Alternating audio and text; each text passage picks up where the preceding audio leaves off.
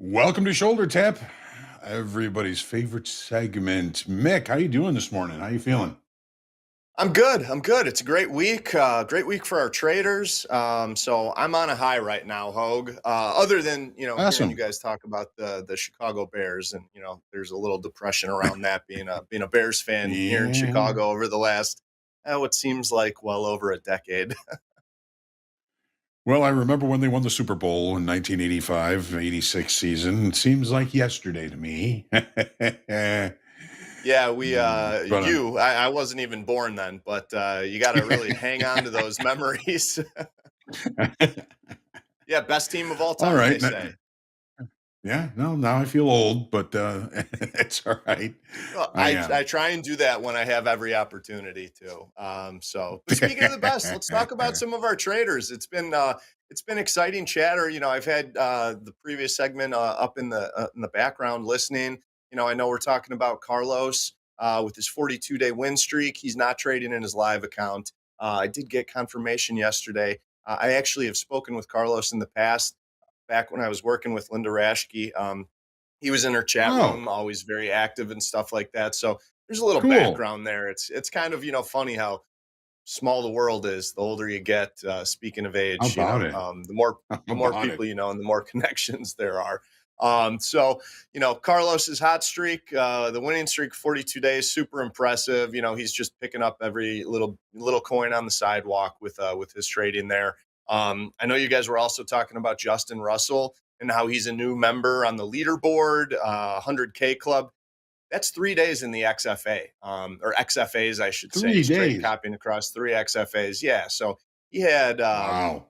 he put up 16,000 in each one of those XFAs yesterday. So just big numbers out of that guy. And I saw before I turned around, he was up a little over $2,000 today in those XFAs doing the trade copying thing. So Magic man. really exciting. Yeah, exciting for him. Speaking of Justin's performance in short order, getting to this large account balance that he's at, it's kind of in line with what I see with, traders seeing favorable opportunities in the market. So what I'm talking about there is, I think I can gauge the ease of trading in some instances with how many people were calling up to live, how many people were offboarding from the live accounts. Yesterday Mhm, was mhm. we called up 5 people from XFA to live yesterday. We only closed one live account yesterday. So when you see more people getting called up and fewer of those live accounts getting closed, it's a good indicator to me that the waters are warm in the markets. And here we are talking about warm waters. It's only Tuesday, so I think we'll have a lot of good content to share throughout the remainder of the week on this segment. But speaking of good content, shout out to Ben, one of our live traders, up $4,500 today. We've got Alex B up 5,300. Boyce, who we had featured on a trading card last week, one of our live traders, Mhm. he's up $4,600 today. So just some really nice stuff. There's others up money, but those are some of the bigger And that says a notable lot. P I and Ls mean, that we're seeing. that says a lot because I mean, we're really in small ranges today. Though that is some good trading by those traders today. Yes, we are in small ranges so far. One thing, I've seen when I'm looking at the boards, I see, a couple of our live traders and the XFA traders have a little size on. I know that, for myself, in there, you bring up narrow ranges. So I kind of want to talk about position sizing and whatnot. Um, in narrower ranges, some traders consider increasing their position sizing. If there's a smaller average true range on the product you're trading, it Sure. might be a reason to scale up your position sizing. Obviously, you're only taking trades if you're seeing opportunities, but I wonder if our viewers out there have ever really considered this. We all, and especially me, always talk about scaling down your position sizing when things aren't working or whatever, but also Mhm. scaling down your position sizing in highly volatile markets where you have bigger market risk. And when there's wider ranges, traders tend to scale down their size. Now, when there's narrower ranges and you're not going to be able to catch such a large move in the market, it might actually be a time to increase your size. So I'm kind of changing my tune here from what I normally say about always I always like, deleveraging, it's coming from a risk background, trading smaller Sure. size, but there are reasons to, up your position sizing, based off of average true ranges shrinking up. If your ATR over the last 30 days is not what it was the prior 30 days, maybe, you trade a little bit larger size just to, eke more profits out of the market. Sure. Is that Yeah, something, is there's that something smaller. in your, Yeah, I mean, it's something that, I would suggest is, if your risk is smaller per contract, that allows you to trade more size, in low volatility markets. If the risk is greater per contract, you got to size down to limit your risk on those. I love that.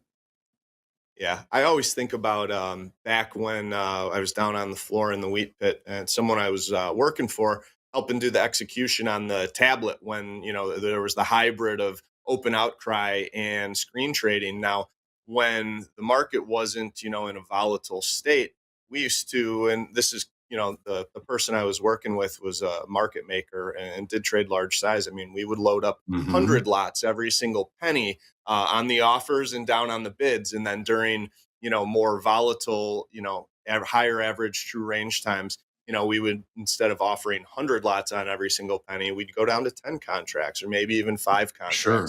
something like that. Sure. So, a good trader is always going to be aware of the market environment and make their adjustments in order to do so. And I know that's something you had to adapt to for, a long time, John.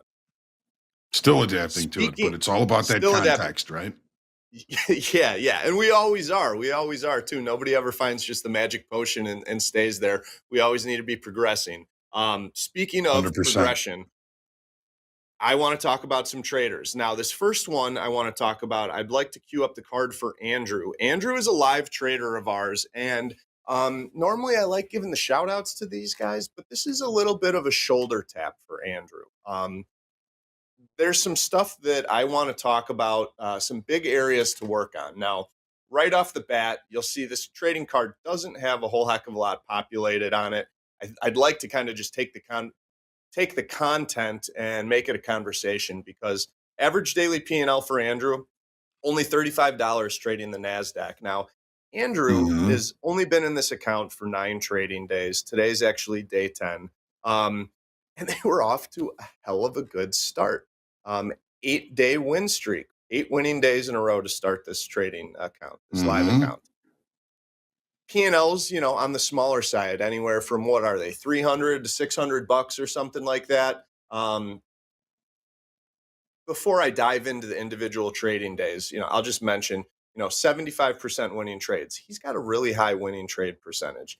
Translated to, high winning day percentages. But if you look at the individual days on this trade report, we will see that this 8-day win streak was followed up by a $3,000 day losing day, followed up Right. again today by another $3,000 losing day. So um, I did a little, napkin math on those first winning days for Andrew. Andrew put together Uh-huh. about, 33,000, 3,100 in profits or something like that over those 8 winning days, only to wipe out 8 winning days with one losing day. This is something I've done in the past. I know a lot of traders do that. We always talk about like when you're on a roll or usually following one of your biggest winning days, you're going to have one of your biggest losing days. And that's kind of what I'm thinking is the case here too. Those 8 winning days of, consistent profitability build huge confidence. They could have brought a little bit of an ego here thinking that, I'm Superman and I can't do anything wrong. And, I'm not going to have myself losing, and then smack wiped out 8 winning days with one losing day. This Hmm. is a big no-no for everybody out there. We as traders need to be taking 2 steps forward, 3 steps forward, and only 1 step back. In the example here, he took 8 steps forward and many, many, many, many more steps back with his trading. And I'm sure it was a little bit of a shocker to him and affect him psychologically yesterday. And I'm sure he was trying to get it back today. Because what I see here on this is yesterday, This overall, this trader's been very selective with their trades, making anywhere from 1 to 13 trades per day on those Mhm, first 8 days. mhm. And then you see yesterday they make 23 trades. Again today, a lot of trades. They're trading their P&L, in my opinion, to get this money back. And what happens when we trade our P&L to make a certain amount of money back? We lose more money, Yep. usually to the We tune make of more than bad we're trying to make decisions. back. Bad decisions. So, you know, this account's not in great shape right now because we did transfer this trader over to a live account with not too small of a cushion, but it wasn't the biggest balance that we transferred over.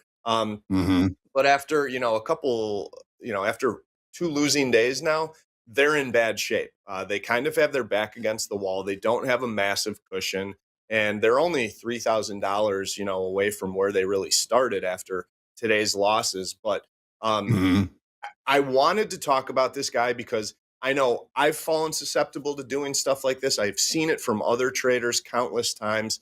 I'm sure people watching right now have fallen into this spell of doing this, and it's something to bring awareness to traders. We've got no business risking more money in a single trading day than we do make on our average winning days. If I'm Right. making $500 on average on my winning days, I have no business losing more than $500 on a losing day. It's that, take multiple steps forward, only one step back. And you know, maybe I exaggerated a little bit on this trader having their back up against the wall, but like they're not in a good place psychologically right now. I know that the account could be in a lot better shape. And it's just a shame when there's nothing that's pissed me off or been more painful than wiping out a lot of hard work. An 8 day win streak for about 3 grand. That's hard work. Um, I always hated when I had a losing day myself that wiped out 2 good weeks or 3 good weeks or maybe even a month. I've had those before. I don't have them Mhm. anymore because I don't take that kind of risk anymore. But, it's a painful thing and it should sting. I always say, when you make a mistake or do something wrong, you got to get over it. But before you get over it, it's got to sting a little bit. And it's not a bad thing to get kind of pissed off because if you get pissed Mhm. off and it stings, you're less likely to replicate that mistake or do what you did later on down the I road. mean, And that's how we putting mature as your traders. putting your hand on the hot stove, Mick. There was something that may have foretold what has happened to our trader Andrew here. And looking at the trading day, January the 12th, at one point, his closed position P&L was down $1,600. Hmm. He overtraded and made the money back and ended the day up $550. Do you think yesterday and maybe today that he was thinking, well, I've Oh, dug yeah. out of this before. Maybe I can do it again. And, in his demand to do so, has created a couple of pretty big losing days. And I'm glad that he was able to dig it out on the 12th, ended up the day up $550. But it's bad behavior, right? I mean, at what point do you say, all right, it's not my day, I don't want to hit my daily loss limit, I'm down on the since I opened the account right now, let's just calm down. Every day that he starts up, he makes money. The days that he starts down, he's much more at risk of hitting that daily loss limit and over trading and chasing that money.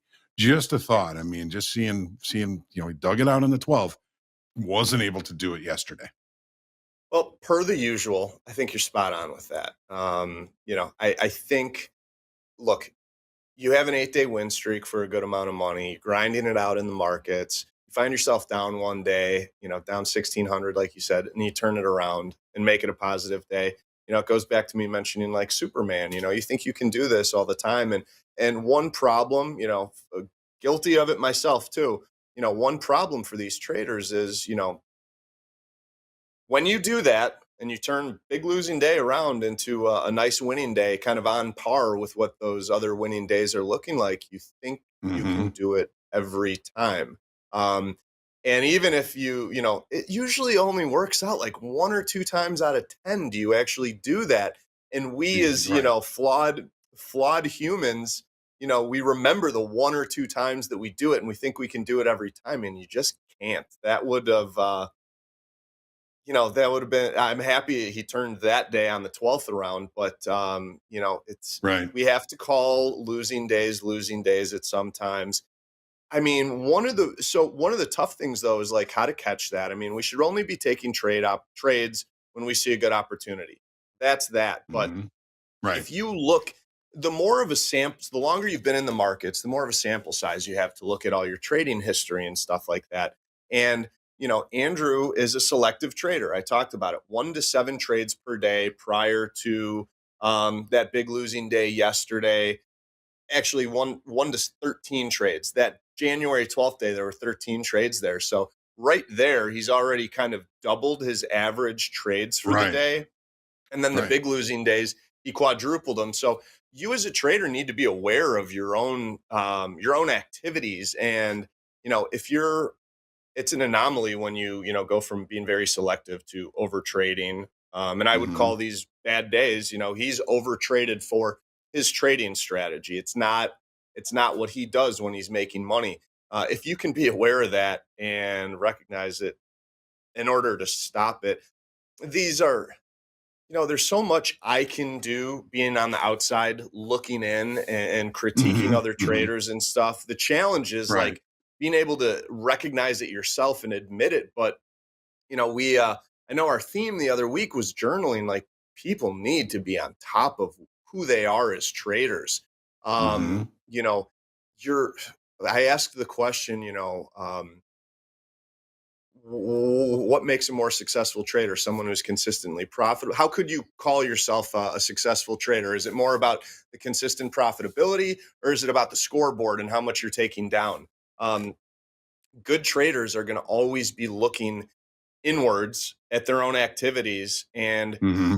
finding trends and patterns. And the best traders out there are extremely disciplined.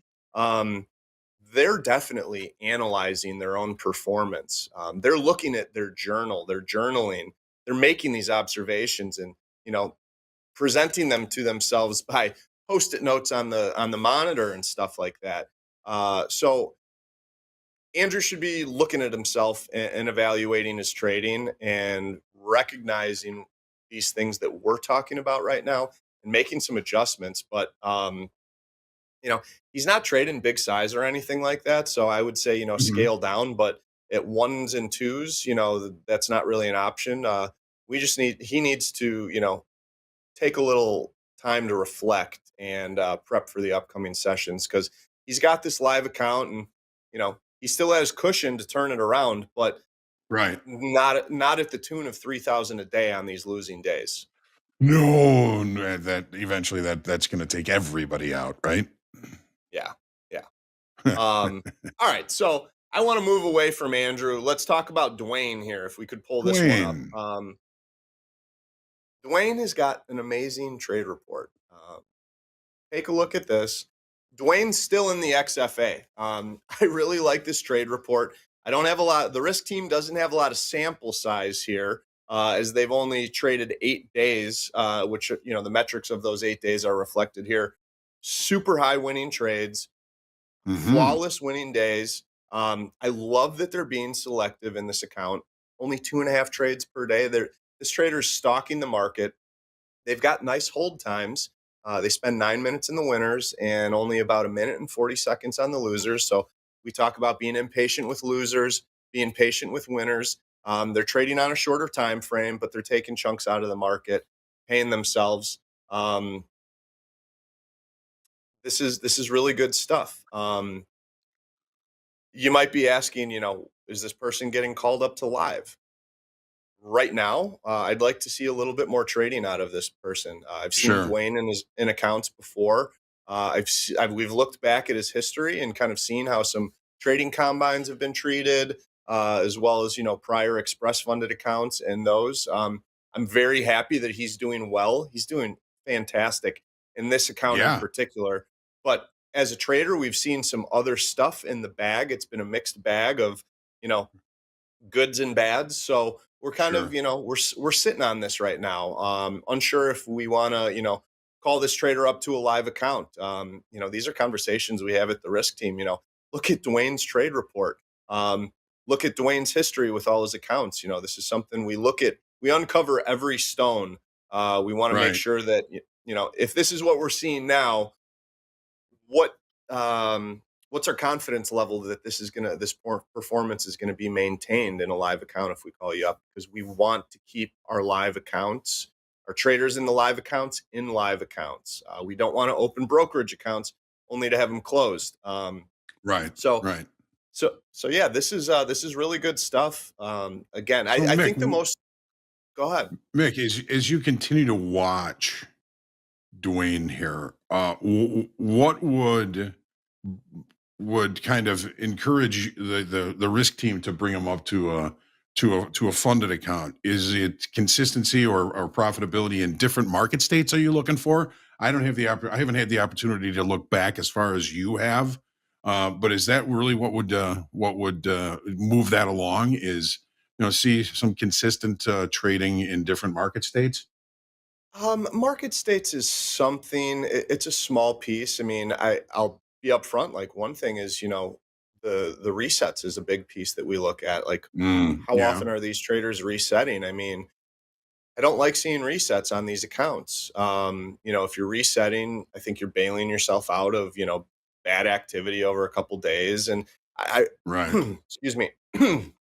I really like seeing the traders that I mentioned a couple times yesterday and today grinding it out. I like the people that grind it out. If you're in a drawdown, grinding it out, because I know a lot of people, they'll just, get emotional, they get upset, and they might even reset without a rule violation. They're like, oh, I just want to, start from scratch again. Right. Those people that have that habit are going to have a much more difficult time with a live account. So They the just are. grinders are the ones you're looking for. It's not all. It's a combination of so many things, but it's a great question. I mean, yeah, I like seeing people that grind it out. I'll say it, Sure. I've said it before, I'll say it again, and I'll say it a thousand more times. I'm way more impressed with someone that strings together, a couple $100 a day over 4 days during, the 5 day work week. I'm Sure. way more impressed with someone that does that than, someone who puts up 5 grand and then loses 3 grand and then puts up 4 grand and loses 3 grand. The big swings, I don't see consistent profitability from people who swing big or take large risk. I see Hmm. consistent profitability from these people that hit singles, that are selective with their trades. Those are the people that are going to outlast others in the industry. Those are the people that have something that's working for them that's scalable. Hmm. If they're doing Right. it with ones and twos and they keep implementing the same strategy, they can do it with threes and fours and then fives and sixes. They can scale what they're doing and they can make a really good living doing so. Um, you know, at the end of the year, call it 200 something, trading sessions in the year, $200 a day adds up to a nice secondary source of income for anybody. Heck So yeah. Heck yeah, it does. people always miss that though. I got to get a chuckle out.